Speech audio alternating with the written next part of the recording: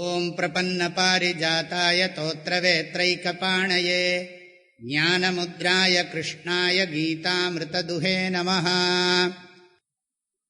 அர்ஜுன உவாச்ச ஸ்திதப்ரஜ்ஞஸ்ய கா பாஷா சமாதிஸ்தஸ்ய கேசவ ஸ்திததீஹ் கிம் பிரபாஷேத கிமாசீத வ்ரஜேத கிம்.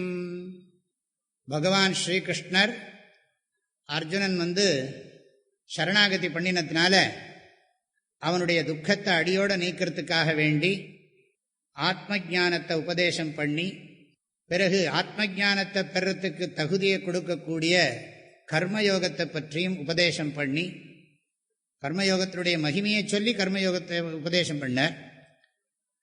அதுக்கு பிறகு கர்மயோகத்தினுடைய பிரயோஜனத்தையும் சொன்னார். அதாவது கர்மயோகத்தினுடைய பிரயோஜனம் ஞானயோகம், ஞானயோகத்தினுடைய பிரயோஜனம் மோக்ஷம். மோக்ஷம்னா ஏதோ செத்த பிறகு அடையிறதுன்னு நினச்சிக்க வேண்டாம். மோக்ஷம்னு சொன்னால் எப்பொழுதும் மனசில் இருக்கிற இடைவிடாத ஒரு நிறை உணர்வுக்குத்தான் மோக்ஷம் அப்படின்னு அத்வைத சித்தாந்தப்படி அர்த்தம். பகவான் உபதேசத்தை பூர்த்தி பண்ணின உடனே அர்ஜுனனுக்கு மனசில் ஒரு கேள்வி வருகிறது. இதெல்லாம் சாத்தியம்தானா? இதெல்லாம் அனுஷ்டிச்சவன் யாராவது இருக்கானா?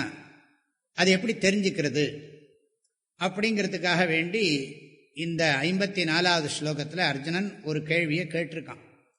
இதுவரைக்கும் அர்ஜுனன் இடையில பேசலை. பகவான் 11வது ஸ்லோகத்தில் இருந்து 53வது ஸ்லோகம் வரைக்கும் விடாம கருத்துக்களை எல்லாம் உபதேசம் பண்ணியிருக்கார். இத்தனை நேரத்துக்கு அப்புறம் அர்ஜுனனுக்கு டைம் கொடுத்திருக்கார். அர்ஜுனனும் யோசிச்சு கேட்கிறான். இதுக்கு பேரு ஸ்தித பிரஜ்ஞ லட்சணம்னு பேரு. ஸ்தித பிரஜ்ஞ லட்சணம்னா என்ன அர்த்தம்? லட்சணம் அப்படின்னு சொன்னா இலக்கணம். ஸ்தித பிரஜ்ஞன்னு சொன்னா ஞானத்துல நிலைச்சவன் அப்படின்னு அர்த்தம். என்ன ஞானம்னு கேட்டா ஆத்ம ஞானம். ஆத்ம ஞானத்துல உறுதியாக இருக்கிறவன், ஆத்மாவை பிரம்மம்னு தெரிஞ்சு உறுதியா இருக்கிறவன் சொல்லலாம். இந்த இடத்துல ஆத்ம ஞானம்னு பொதுவா எடுத்துக்கிறோம். கடைசியா முடிக்கிற போது பகவான் சொன்னார், சமாதா வச்சலா புத்தி ததா யோகம் அவாப்ஸ்யசி. எப்ப உனக்கு இந்த பிரம்மனிடத்துல மனசு நிலைச்சு நிற்குமோ அப்ப உனக்கு மோட்சம் கிடைக்கும் அப்படின்னு சொன்னார்.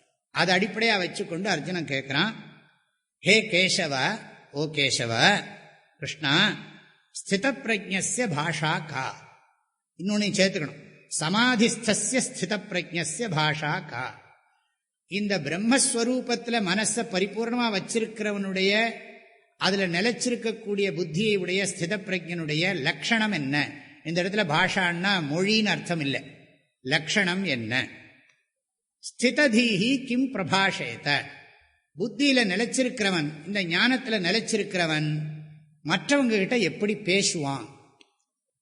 கிம் ஆசீத, அவன் எப்படி உட்காருவான்? கிம் விரஜேத, எப்படி நடப்பான்? அதாவது ஞானியினுடைய விவகாரம் எப்படி இருக்கும்? இதுதான் கேள்வி. இது எதுக்காக கேட்கிறேன்னா, முதல்ல நம்ம ஞானம் அடைஞ்சுட்டா நம்ம ஞானத்துல ஸ்திரமா இருக்கோமான்னு தெரிஞ்சுக்கிறதுக்கு நமக்கே சில அடையாளம் தேவைப்படும், புரிஞ்சுக்கிறதுக்கு. அதுக்காகத்தான், இன்னொருத்தரை பரீட்சை பண்றதுக்காக இந்த கேள்வி இல்லை.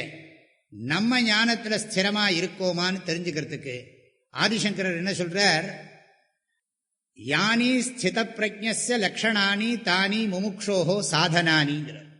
எதெல்லாம் ஸ்தித பிரஜ்ஞனுக்கு லட்சணமா இருக்கோ அது ஸ்தித பிரஜ்ஞன் ஆகணும்னு நினைக்கிறவனுக்கு அது வழிமுறைகள், சாதனங்கள்னு சொல்றார்.